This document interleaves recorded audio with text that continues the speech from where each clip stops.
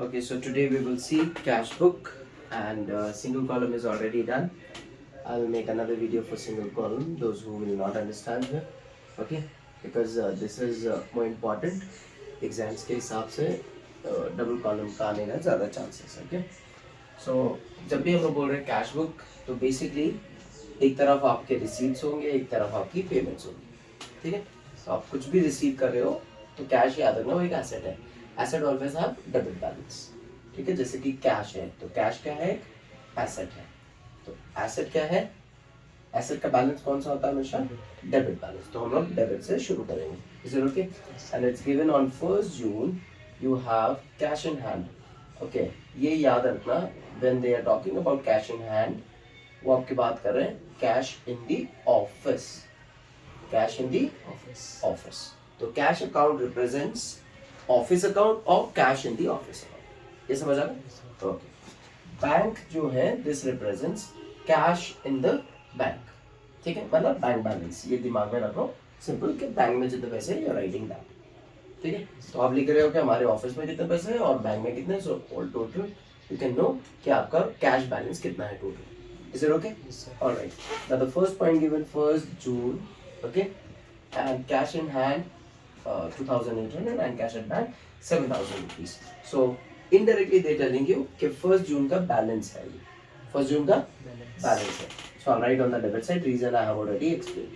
ठीक है, क्योंकि कैश एक एसेट है, assets always have debit balance. Clear? So 1 जून. ठीक है, I'll write in numbers.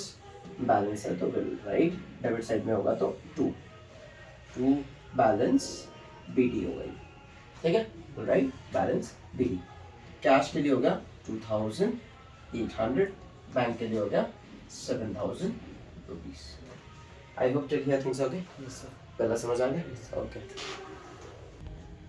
Okay, second one is June 10th. June 10th को क्या हो रहा है, business is discounting a bill of exchange. अब बिल ऑफ एक्सचेंज क्या होता है समझ लो. अगर मैं एक पीस ऑफ पेपर पे लिख के देता हूँ कि I will make the payment after 2 months of ₹1,000 to Mr. So and so. तो ये एक promissory note होगा. ठीक है, तो when I give you this bill, I'm buying something. तो this is helping me to exchange things. मतलब आपसे मैंने कुछ ले लिया और उसके एक्सचेंज में मैंने आपको एक बिल दे दिया. मतलब मैं आपको 1 महीने 2 महीने बाद में पैसे दूंगा और उसकी गारंटी दे रहा हूँ मैं साइन करके. ठीक है, और स्टैम्प पेपर वगैरह भी लग जाते हैं. Okay, so this piece of paper is more like a contract. Now अगर मैं इसको ब्रीच करता हूँ तो you have a note. Okay, आप कोर्ट में जाके मेरे ऊपर केस कर सकते हैं. Then court will make sure that I make the payment. ठीक है, तो आपको ऐसी सिक्योरिटी चाहिए कि दिस पर्सन पेज ओनली. ठीक है, अब डिस्काउंटिंग का कहाँ से आ गया. तो बैंक्स क्या करते हैं, बैंक्स बोलते हैं ठीक है अगर आपके पास ऐसे कुछ बिल्स ऑफ एक्सचेंजेस हैं आप हमारे पास ले आओ. बिजनेस को बोलते हैं आप हमारे पास ले आओ, आपको अपने कस्टमर्स का वेट करने की जरूरत नहीं. क्योंकि कस्टमर ने क्या बोला आपको 1 महीने बाद या 2 महीने बाद, after certain period of time वो आपको पेमेंट करेगा. ठीक है, now you don't have to wait for that certain period of time. So what happens, you can take this bill, go to the bank, tell them I want to discount them. कभी कभी आपको 100% पे मिल जाएगा क्योंकि bank का काम है आपको सर्विसेज देना. क्यों देंगे वो सर्विसेज, क्योंकि आप अपना पैसा उनके साथ रख रहे हो. अब बोले सर ये क्या कौन सी बड़ी बात होगी. बड़ी बात है, बिकॉज बैंक नीड्स फंड्स. याद रखना आपका जो भी फंड है बैंक के पास, बैंक यूजुअली 70-80% लोन्स में डाल देती है. ठीक है, आपके लिए हमेशा 10% 20% रेडी रखेंगे. वो मीन्स आपके फंड से वो लोन्स क्रिएट कर रहे हैं, दे क्रिएटिंग क्रेडिट्स. ये समझ आ गया. तो उसी के लिए वो बोलते हैं ठीक है आपको हम लोग ये सर्विस दे देंगे कि discounting will be done, discounting of bill will be done. तो जिसको नहीं समझ आया मैं फिर से समझा दे रहा हूँ. ये आपका बिजनेस है. ठीक है, और आप क्या करोगे, कस्टमर से बिल्स ले लोगे. ठीक है, बिल्स ले लोगे, आप उनको सेल करोगे. Sorry, once the sale is made for the exchange, now for the exchange they will give you bills of exchange. ये समझ आ गया? ओके, इसको क्लोज कर देते हैं. सो नाउ अब बिजनेस को वेट करना पड़ेगा ये बिल्स, क्योंकि पैसे तो आए नहीं. ये क्या है, ये प्रॉमिसरी नोट्स है. ठीक है, तो प्रॉमिसरी नोट से कुछ नहीं होता, पैसे चाहिए हमें. तो we have to make payment, हमें कुछ खरीदना है. ठीक है, तो what we will do, will give these bills of exchanges to the bank and bank will discount them. ठीक है, वो लोग डिस्काउंटिंग सर्विसेज देंगे और उससे हमें पैसे मिल जाएंगे. This is called discounting through bank. ये समझ आ गया? फिर से समझा रहा हूँ. ये आपका एक कस्टमर है, ठीक है, कस्टमर ने आपसे सामान खरीदा, उसने पैसे नहीं दिए, उसने आपको दिया है bills of exchange, promissory note. वो आपके पास फिजिकल कॉपी है. आप क्या करोगे, वो फिजिकल कॉपी बैंक को दे दोगे. आप बैंक को बोलोगे इसको डिस्काउंट कर दो. तो डिस्काउंटिंग में वो क्या करेंगे, वो चेक करेंगे कि इसकी क्रेडिबिलिटी कितनी है. ठीक है, तो बैंक विल, यूजुअली बैंक्स के पास ऐसी इंफॉर्मेशन रहती है, ठीक है, किसके पास कितना क्या सिविल स्कोर टाइप, आपको तो पता है सिविल स्कोर क्या होता है. सो दे गेट टू नो कि इस बंदे की क्रेडिबिलिटी है या नहीं है. सो दे विल पे, बट याद रखना ये 100% कभी नहीं मिलता. ठीक है, कभी कभी मिल भी जाएगा, but indirectly they will be charging some fees for your discounting. तो वो कभी भी 100% तो हुआ नहीं, क्योंकि आपको उन्होंने डिस्काउंटिंग सर्विस दी है. It will not be free of cost. वो कुछ ना कुछ फीस तो चार्ज करेंगे. ये समझ आ गया? ओके. तो यहाँ पे इस ट्रांजैक्शन के लिए अगर मेरे को शॉर्टकट में समझाना हो तो बिल्स ऑफ एक्सचेंज था 5000 का, आपने बैंक को दिया, बैंक ने उसको 1% पे डिस्काउंट कर दिया. 1% पे डिस्काउंट कर दिया मतलब बैंक आपको 5000 नहीं देगी, आपको डिस्काउंट करके देगी. तो कितना डिस्काउंट करेगी? 1% ऑफ 5000, दैट इज ₹50. ठीक है, आपको कैश पे कर देंगे वो 4950. अब याद रखना, ये भले आपको कैश देंगे बट वो आपको इन हैंड कैश नहीं देंगे. वो बोलेंगे ठीक है हमने कन्वर्ट कर दिया, but it will be credited to your bank account. Bank नहीं दिया तो वो बैंक अकाउंट में ही डालेंगे वो पैसे, आपको हाथ में जाके नहीं देंगे. ये समझ आ गया? ओके.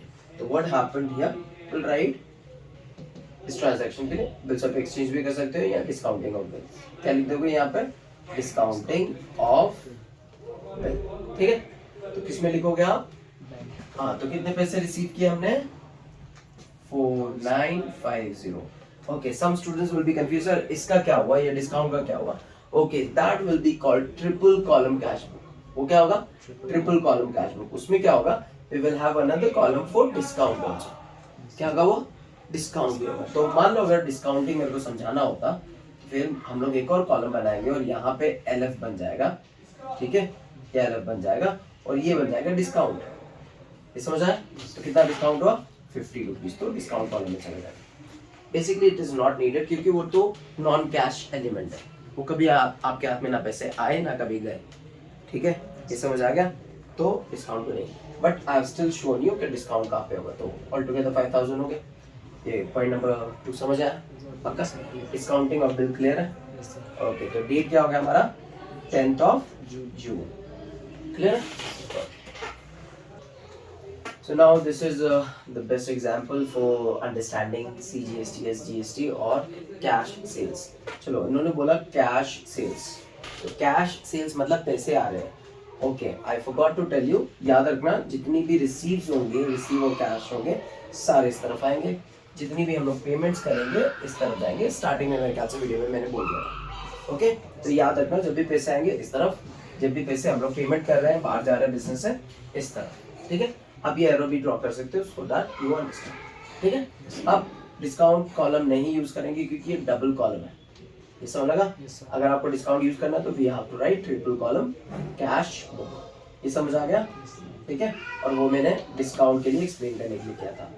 तो LF ही रखेंगे इसको. याद क्लियर है? ओके. तो कैश सेल्स है, सो सेल्स से हमें कैश मिलेगा ₹6000. This is inflow of cash. Clear है? इसके ऊपर CGST, SGST, जब भी सेल के ऊपर GST होगा तो वो हम लोग आउटपुट GST बोलेंगे. उसको क्या बोलेंगे? जब भी हम लोग अपने बिजनेस के लिए कोई सामान खरीद रहे हैं, we are buying something, some resources, तो उसके ऊपर जो GST पे होगा उसको बोलते हैं इनपुट GST. जब हम लोग सेल के ऊपर GST रिसीव करेंगे उसको बोलेंगे आउटपुट GST. ये समझ आया? क्योंकि वो हमारा आउटपुट है और उसके ऊपर हम लोग GST रिसीव करें, और ये GST हमारा नहीं है, ये याद रखना है. ठीक है, हम लोग गवर्नमेंट के बिहाफ पे इसको रिसीव कर रहे हैं. ठीक है, और हमने जो GST पे किया था उसको बैलेंस आउट करेंगे बाद में. मान लो मैंने 100 रुपये GST पे दिए, जब मैंने सेल किया तो मैंने 200 लिया, तो मैंने अपना पहले एडजस्ट कर लेना है 100 रुपये. ठीक है, रिमेनिंग जो है that will become my GST liability. ठीक है, ओके. क्या तक क्लियर है? तो ये टोटल पेमेंट जो है वो हम लोग रिसीव करेंगे, तो तीनों का नाम लिखेंगे, ठीक है। फर्स्ट हो गया, हमारी डेट हो गई 15th ऑफ जून, क्लियर है? 15th of June. Okay. Now cash sales will write to sales account. Very good. ठीक है। अब कैश रिसीव करें तो कैश कॉलम में, बैंक में नहीं, कैश कॉलम में 6,000 रुपीज। ये क्लियर है? ओके। अगर उन्होंने पेमेंट की होती चेक से, then it will come in bank. Clear है? Okay. GST, so we'll write to output CGST to output SGST, ठीक है। ओके, कैलकुलेशन ऑलरेडी मेड, 9% दिया था। ओके, यहाँ पे आपको क्वेश्चन में चेक करना है, अगर ईच वर्ड दिया है देन ओनली 9%। अगर ईच वर्ड नहीं दिया है तो CGST SGST 9% मतलब 4.5 4.5। ये क्लियर है? ओके, सो 9% ऑफ 6,000, 9% ऑफ 6,000, ये दोनों की कैलकुलेशन 4500। कैलकुलेटर रखना है साथ में, ओके, कैलकुलेट कर लो। अदरवाइज आपको अगर अलाउड नहीं है for those students who are from CBSE, किसी के स्कूल में, किसी के इंस्टीट्यूट में अलग एग्जाम्पल्स है, अलग रूल्स एंड रेगुलेशंस हैं, वो बोल रहे हैं कि कैलकुलेटर नहीं यूज़ करना। आप लोगों का है तो कैलकुलेटर यूज़ करो, ठीक है, हम उसमें अलाउड है। यहाँ तक क्लियर है? ओके, यहाँ पे कुछ नहीं तो dash dash. So we're done with this transaction also, very important transaction, आपको ये समझना पड़ेगा जीएसटी के लिए। नहीं समझ आया तो कमेंट बॉक्स में लिख देना, ठीक है। So now next transaction we have in hand is a contra entry. इसी ट्रांजैक्शन को बोलते हैं कॉन्ट्रा एंट्री। अब कॉन्ट्रा एंट्री क्या होती है, लेट मी एक्सप्लेन। तो कॉन्ट्रा एंट्री क्या है, सबसे पहले इसको डिनोट करेंगे C से, ठीक है। अब any transaction which affects both one single transaction which affects both cash column and bank column at the same time is known as contra entry। समझ लगा? एक ही ट्रांजैक्शन होगी, वो ट्रांजैक्शन आपकी कैश कॉलम और बैंक कॉलम दोनों को affect करेगी, ठीक है। अभी क्वेश्चन में क्या बोला है, पेड इनटू बैंक। अब ये समझने की कोशिश करो, दिस इज योर बिजनेस, मान लो ये बिजनेस है आपका और आपकी बैंक थोड़ी दूर है, ठीक है। और बिजनेस के अंदर भी आपके पास ऑफिस है और ऑफिस में आप थोड़ा कैश रख रहे हो हमेशा, ठीक है, रोज के लिए यूजर्स के लिए आपको पैसे चाहिए, तो you keeping some cash in the business. इसी कैश में से जब आपने देखा कि बहुत सारा पेमेंट्स हुआ है कस्टमर्स के थ्रू, ठीक है, तो आपका ये कैश बढ़ चुका है, ठीक है। आउट ऑफ दिस आप लोग अपने बैंक में जाके डिपॉजिट कर रहे हो, समझा? तो डिपॉजिट जब कर रहे हो तो यहाँ से ये कैश घट जाएगा, पहले बढ़ा हुआ था अब घट जाएगा, कम हो गया, और यहाँ पे बढ़ जाएगा, okay. So there will be an increment in the bank balance and decrement in the cash at the business और कैश इन द ऑफिस। याद है? क्लियर है? समझा? तो such an entry is called contra entry, और इसको C से denote करेंगे, ठीक है। ओके, यूजुअली आप कैसे भी लिख सकते हो, but I used to write it in a special manner so that students को याद रहे कि कॉन्ट्रा एंट्री में करना क्या है। तो I used to write like this, एक स्ट्रेट लाइन ले लेना, ठीक है। C में हम लोग ये LF में डालेंगे, we will write C to denote that it is a contra entry. समझा? ओके, अभी दोनों का अफेक्ट करेगा। कैसे अफेक्ट करेगा चेक करो।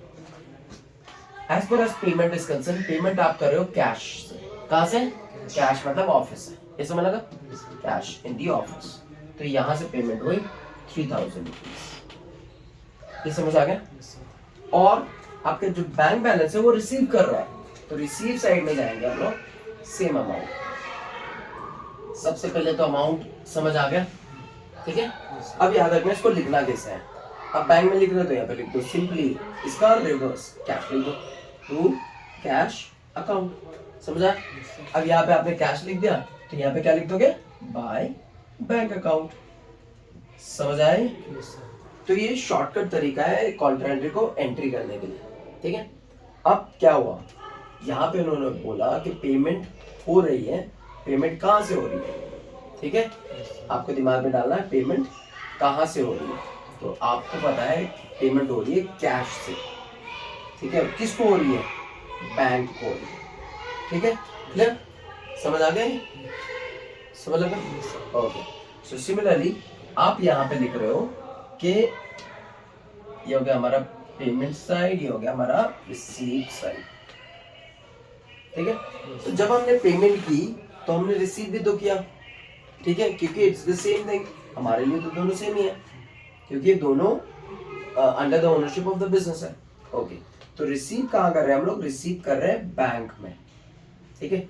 पेमेंट हम लोग कहाँ कर रहे हैं? हम लोग पेमेंट कर रहे हैं कैश से। ये समझ आ गया? क्लियर है? ओके, तो हम यहाँ पे रिसीव कर रहे हैं 3000 rupees in the bank, but कहाँ से? Write to cash account. समझ आ गया?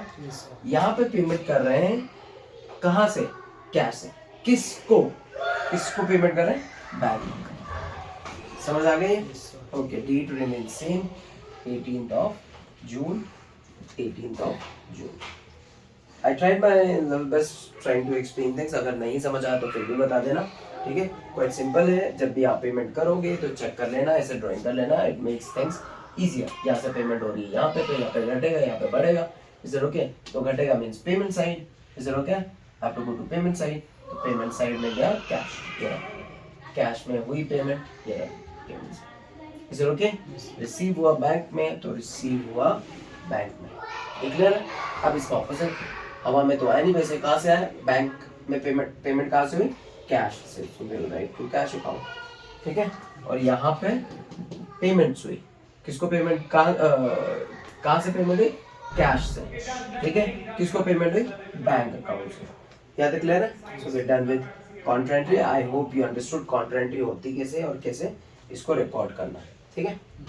नेक्स्ट, ओके, अगर आप लोगों को कंफ्यूजन हो तो please write down received here so that you remember कि यहाँ पे सारी रिसीव होगी, and then you can write your payment side. तो आप जब भी पेमेंट करोगे you have to come to credit side. Whenever you make payment, whenever you receive, come to debit side. Okay. Now question is, the next one is 30th June. Withdrew from bank. Bank से withdrew हो रहे हैं, and it is for personal use. Remember, जब भी you are withdrawing money for personal use, it will always be drawings account. It will always be drawings account. So we'll write drawings account. ठीक है। Amount is ₹15,000। सो क्या हो रहा है? Payment हो रही है, पैसे रिसीव नहीं कर रहे हैं, हम पेमेंट कर रहे हैं। So we are making the payment account to payment side, and it is given 30th of June. कहाँ से पेमेंट हो रही है? It is from bank, okay. So bank column से 1500, क्लियर है? And this is for drawing, so will write by drawings account, drawings account, okay. So we are done with this one also. Next one. Now the next one is we have purchased goods on credit.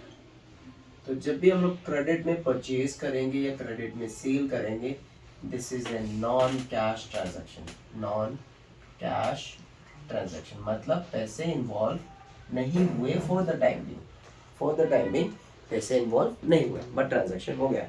Means we are going to make payment later on, ठीक है। we are going to make payment later on. तो अभी cash book में कुछ नहीं जाएगा, अभी cash book में कुछ भी नहीं जाएगा। so there will be no entry for this. Is it okay? So simply ignore this type of transaction. आपको कुछ नहीं करना इसके लिए, ठीक है। आपको कुछ नहीं करना, इसकी कोई ट्रांजैक्शन नहीं होगी, क्योंकि कैश बुक में we will put only cash transactions or bank transactions. credit transaction का कुछ नहीं होना। Okay, so once we are done, after this we don't have any more transactions. अभी आप क्या करोगे? चेक किस साइड में लेंदी है, दिस साइड में लेंदी है। अब यहाँ पे एटलीस्ट 2 ट्रांजैक्शन के लिए हमेशा जगह रखिए, ठीक है। Keep extra space for certain times. If you are missing out on any transaction, you can enter later on, ठीक है। NF में नहीं क्लोज करना है, only cash and bank. Okay, now check करो किस तरफ ज्यादा है कैश का। It looks bigger this side, so write down the total and bring it here. कोई भी amount हो सकता है, I'm not writing full. Okay, you find out the total of this. ठीक है, अब इसको यहाँ पे ले आओ. Okay, write that same amount minus what you have here and write this balancing figure. जो भी आपको balancing figure मिल रहा है, and this will become by balance CD. और कैसे मिला ये? Balancing figure. ये best friend नहीं है, ये balancing figure है. This is balance carried down. Carried down. ठीक है, डेट होगी the last month, the last date of the month. Okay, same thing you have to do for bank also. So check किस तरफ ज्यादा है, इस तरफ या इस तरफ. If credit side is bigger, you write the credit value first and bring it here. ठीक है, if the debit side is bigger, you write down the total of debit side first. ठीक है, bring it here, minus all the values you have and that balancing figure. But never keep it closed. Close करके नहीं रखना, because we need to remember the concepts of accounting. What is going on concern? Remember the concept called going on concern. मतलब हमें business को ऐसे दिखाना है that it is not stopped at any point. ठीक है, we need to show the continuity. तो continuity कैसे दिखाएंगे? यहाँ पे close करेंगे, we'll start it again. So 30th June को क्लोज किया हमने. Okay, the first date of the next month, that is July. ठीक है, शुरू कर दो. And balance will be brought down to balance brought down. Whatever amounts you getting here, you will write down here. ये समझ आ गया? Yes, sir. All right, so we are done with double column cash book. I have given you the concepts, okay, and you have to practice it. Without practice, it is not possible. Okay, ठीक है. Thank you so much. See you in the next video.